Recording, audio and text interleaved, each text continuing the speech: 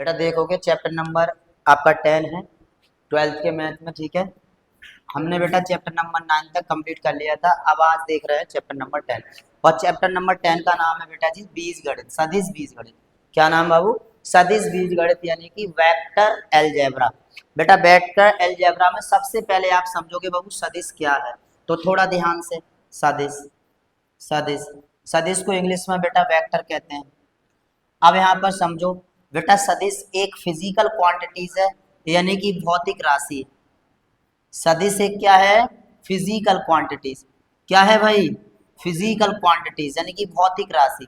नजर सामने सब बच्चों की, ये एक भौतिक राशि है। ओके।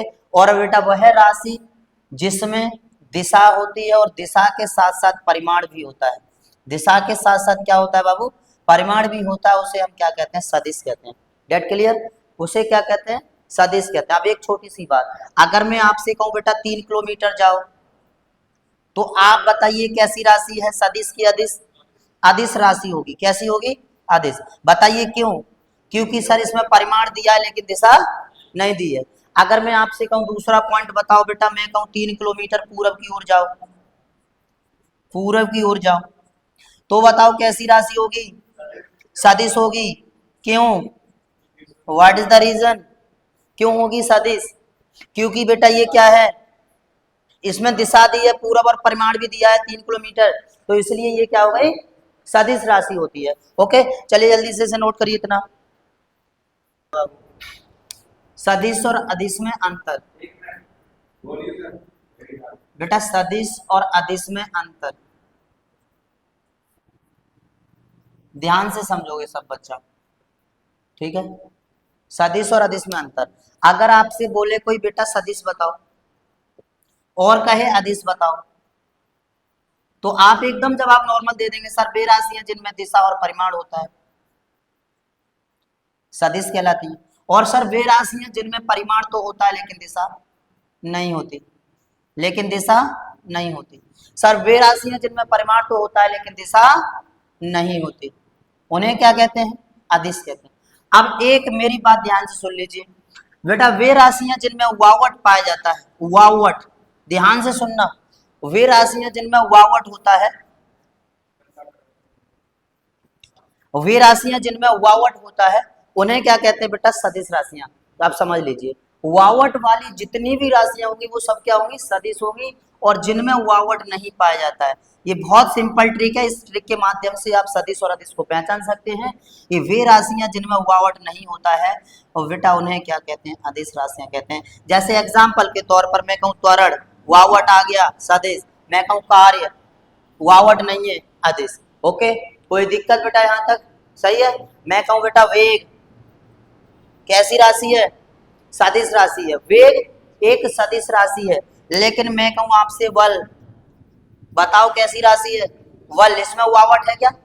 वावक नहीं है, तो कैसी राशि है बेटा? अदिश है। Any problem? नोट कर लो जल्दी। यानी वेक्टर के बारे में एक बात कहूं तो आप एक पॉइंट याद रखोगे बाबू, सदिश एक सीधी रेखा है। सदिश एक क्या है बाबू? सीधी रेखा है। बस इतनी सी बात याद रखो, सदिश एक सीधी रेखा है, यानी कि बेटा मेरे हिसाब से देखा जाए तो सदिश एक डायरेक्ट लाइन है। क्या है बेटा? डायरेक्ट लाइन है और कुछ नहीं। सदिश एक क्या है भाई? डायरेक्ट लाइन है। अगर मैं कहूँ बेटा ए से लेके ये पॉइंट कोई ए है, ये पॉइंट कोई बी है, यहाँ से यहाँ तक का सदिश, तो बेटा ये क्या हो जाएगी? ये एक सीधी रेखा हो जाएगी। यानी कि इसे लिखने का तरीका ए बी वेक्टर। क्या समझ गए इतनी सी बात? Vector A B, vector A B. लेकिन बेटा इसे इतना लिख सकते हैं क्या? ऐसा लिख सकते हैं क्या? अगर ये यहां से यहां जा रहा है तो ऐसे लिख सकते हैं क्या? नहीं लिख सकते, ऐसा नहीं लिख। लेकिन बेटा इसे इतना लिख सकते हैं, लेकिन इसे ये तो लिख सकते हैं वही वी ए से वी, वी ए से वी। तो सदिश एक सीधी रेखा यानी डायरेक्ट लाइन, जो कि यहाँ पर मैंने आपको बताया, ये नोट करिए जल्दी से, फिर आगे बढ़ते हैं। इधर ध्यान देंगे। अब आगे हम समझते हैं स्थिर सदिश को, मतलब पोजीशन वेक्टर। एक छोटी सी बात समझिए, पोजीशन वेक्टर का मतलब क्या होगा? ये कोई बेटा एक अक्ष है, ये दूसरा अक्ष है और ये तीसरा अक्ष है। ओके, ये तीन अक्ष है। सपोज ये बेटा एक्स अक्ष, ये बेटा जी वाई अक्ष, और ये बेटा जी जेड अक्ष। आपने एक कमरा, एक दीवार ऐसी देखी होगी जिसमें कुछ ये डिजाइन देखी होगी, बताओ। बिल्कुल होती है बेटा, एक ऊपर एक इधर और एक नीचे, ऐसा कुछ होता है। अगर मैं इसी के कहीं एक जगह से बेटा जी एक ऐसी रेखा खींचूं जिसका मैं परिणामी निकालना चाहूं, तो ध्यान से देखोगे। अब मैं यहाँ पर मानता हूं कि इसका क्या है, स्थित है, यहाँ पर एक पोजीशन पॉइंट है जिसको हम क्या कह रहे हैं, एक स्थित सदिश कह के चल रहे हैं, जिससे मान लेते हैं कि इसका जो स्थित सदिश है वो क्या है बेटा, वेक्टर आर है। क्या है, वेक्टर आर है। मतलब ये अपने ऑरिजिन से, अपने मूल बिंदु से, अपने मूल बिंदु से इसका सदिश क्या है, वेक्टर आर। समझ गए। और बेटा यहाँ पर जो निर्देशांक होंगे वो x comma y comma z, okay, x x y z, ये एक्स वाई जेड से ही तो है बेटा। तो अगर मैं यहाँ पर जेड से और इसको मिलाना चाहूँ तो कुछ ऐसे मिल जाएगा, ठीक है। यानी कि ये कैसे, x comma y comma z निर्देशांकों से यहाँ पर स्थित सदिश को स्पर्श कर रहा है, ठीक है। ये क्या है, ये पोजीशन वेक्टर, ओके। जब इसका मैं परिणामी निकालूं बेटा, तो इसका परिणामी क्या आ जाएगा, तो वेक्टर आर का जो परिणामी है, मैग्नीट्यूड है, वो क्या आ जाएगा, under root x square plus y square plus z square. क्या इतनी सी बात समझ गए सब बच्चे, क्या इतनी सी बात समझ गए बेटा। इसका जो परिणामी वेक्टर वो कितना आ जाएगा, under root r x square plus y square plus z square, okay. ये हो गया आपका स्थित सदिश का फॉर्मूला। अब आगे बेटा और सुन लीजिए ध्यान से। अगर मैं आपसे कहूं बेटा इसी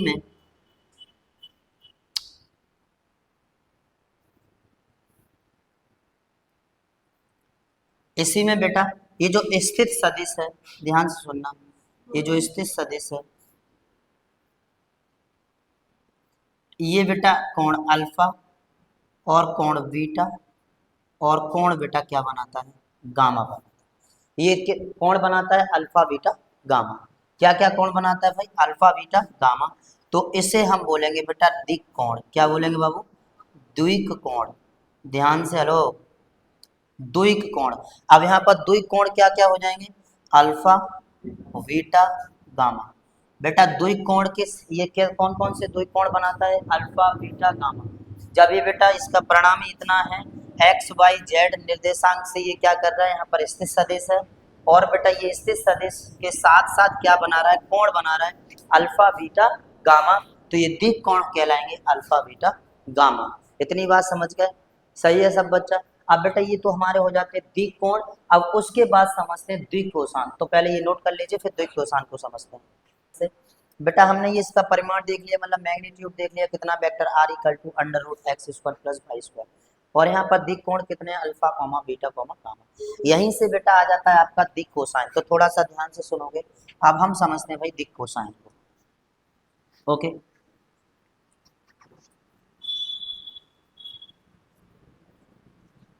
दिक् कोसाइन बेटा, दिक् कोसाइन, दिक् कोसाइन मतलब दिक् कोज्या, दिक् कोज्या मतलब कोसाइन। हेलो सामने ध्यान से देखो बेटा, दिक् कोसाइन क्या होंगे, तो जो ये अल्फा बीटा गामा कोण से यहाँ पर कोण है, उसी के साथ बेटा कॉस, कोज्या, कोज्या का मतलब यहाँ पर समझ गए कॉस होता है, कोज्या का मतलब कॉस। तो ये कोज्या से दिक् कोसाइन, ये स्थित सदिश है वेक्टर आर, ओके। और ये बेटा अल्फा गामा, वो सॉरी बीटा, और ये क्या है बेटा गामा। अब इसी का दिक् कोसाइन निकालें तो दिक् कोसाइन क्या हो जाएगा बेटा, तो दिक् कोसाइन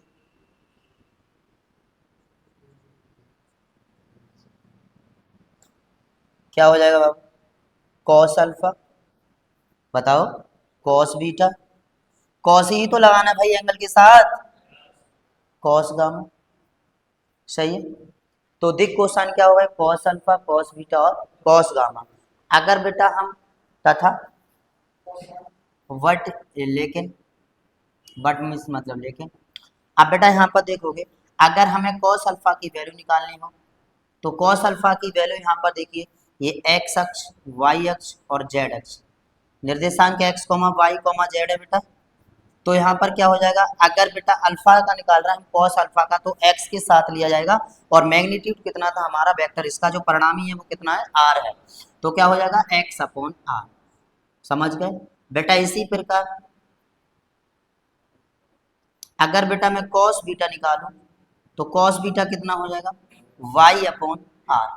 वेक्टर के साथ लिख सकते हो, कोई समस्या नहीं है, ठीक है बेटा। और बेटा अगर कॉस गामा निकालूं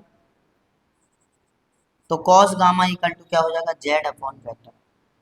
एनी प्रॉब्लम। अगर मैं इन्हीं को तीनों को जोड़ूं, हेलो सामने, अगर मैं इनका वर्ग करके तीनों को जोड़ूं तो इनका जो परिणामी निकल के आएगा वो क्या निकल के आएगा, तो थोड़ा ध्यान से सुनना बेटा। ये cos square alpha plus cos square beta और plus cos square gamma equal to 1, कितना निकल के आता है बेटा, 1। और बेटा कॉस स्क्वायर अल्फा की जगह अगर मैं इसे और भी चेंज करना चाहूँ तो देखो ध्यान से, x square plus y square plus z square equal to 1। क्या समझ में आया। या करके और भी लिख सकते बेटा, मेथड लिख दे रहा हूँ थोड़ा ध्यान से, l square m square plus n square equal to. चलिए तो इतना नोट कर लेंगे हम। पहला क्वेश्चन है, उत्तर से 30 अंश में 40 किलोमीटर के विस्थापन का आलेखी निरूपण खींचना है। बेटा एक बार बताओ, सबसे पहले मैं आपसे कहूं, पहला क्वेश्चन नंबर फर्स्ट है, ये क्या है भैया, ईस्ट, और ये बेटा वेस्ट, नॉर्थ और साउथ। इतनी बात समझ। अब बेटा ये उत्तर से, ये कह रहा है उत्तर से 30 अंश पूर्व, यानी कि बेटा उत्तर से 30 अंश पूर्व, हेलो, उत्तर से 30 अंश पूर्व 40 किलोमीटर का विस्थापन निरूपण खींचना है। हो गया भैया क्वेश्चन, नोट कर लीजिए, हो गया क्वेश्चन। सब बच्चे दूसरे क्वेश्चन को, बेटा क्वेश्चन नंबर 2 कह रहा है, निम्नलिखित मापों को अदिश एवं सदिश के रूप में श्रेणीबद्ध कीजिए। बेटा 10 किलोग्राम बताइए कैसा है, अदिश है कि सदिश है, 10 किलोग्राम अदिश है। 2 मीटर उत्तर पश्चिम कैसा है, सदिश। 40 अंश कैसा है, अदिश। 40 वाट कैसा है, वाट, शक्ति, पावर, सदिश। 10 की घात माइनस 19 कूलाम अदिश। 20 मीटर पर सेकंड स्क्वायर सदिश। समझ गए, 20 मीटर पर सेकंड स्क्वायर सदिश श्रेणीबद्ध कर लिया। अब नेक्स्ट आ जाते हैं क्वेश्चन नंबर तीसरे पर।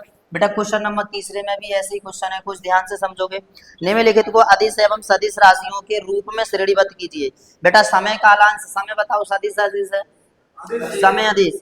दूरी अदिश, दूरी अदिश, किधर भी चला जा सकता है, बल अदिश। वेग सदिश, कार्य अदिश। कोई प्रॉब्लम, ठीक। आगे आगे बात कर रहा है चौथा क्वेश्चन, बेटा ध्यान से सुनोगे, कोई दिक्कत।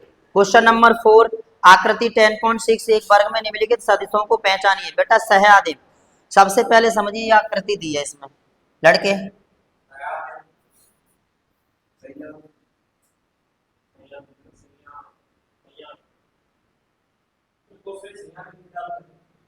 बेटा सुनिए सुनिए, सह आदिम, सह आदिम का मतलब होता है कि जो एक साथ, मतलब वह सदिश जो एक तरफ मुंह करके हो। अब यहाँ पर एक बात बोले कि ये वेक्टर ए है और ये वेक्टर डी है और ये वेक्टर बेटा बी है और ये वेक्टर बेटा सी है। अब मैं बात करूं कि वेक्टर ए और वेक्टर बी, देखो जैसे ये जा रहा है वैसे ही ये जा रहा है, तो इसका मतलब है सह आदिम कौन कौन हो जाएंगे बताओ, सह आदिम हो गए भैया वेक्टर ए और वेक्टर बी। क्या इतनी बात समझ में आई, वेक्टर ए और वेक्टर बी, ओके। और बेटा वेक्टर सी, ये भी देखो इधर जा रहा है बिल्कुल सेम, और बेटा वेक्टर सी, ओके। इसी तरह समान, समान बताओ कौन है, वेक्टर ए और वेक्टर वो सॉरी वेक्टर डी और वेक्टर बी, वेक्टर डी और वेक्टर बी, ये समान। तो निकाल लोगे ना, संरेखीय परंतु असमान, तो संरेखीय परंतु असमान बेटा वेक्टर ए और वेक्टर सी, वेक्टर ए और वेक्टर सी, ओके। कोई दिक्कत देखिए बेटा, ये इधर है और ये इधर है, तो संरेखीय और असमान है बेटा, ये बात याद रखोगे। ये और ये, अगर वेक्टर ये ए है, ये वेक्टर सी है, तो ये एक दूसरे के असमान और बेटा कैसे हो जाते हैं, सररेखीय। Any problem? चलो आगे बेटा, इसमें निम्नलिखित का उत्तर सत्य अथवा असत्य के रूप में दीजिए। वेक्टर ए तथा माइनस वेक्टर ए संरेखीय है, बिल्कुल सही है बेटा। Vector A minus vector A, बेटा ये बिल्कुल इसके विपरीत है, ये देख लीजिए, प्लस और ये ऋण, तो क्या है, संरेखीय है।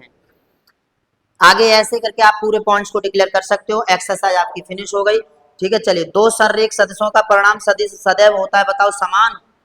दो संरेख सदिशों का परिमाण सदैव समान होता है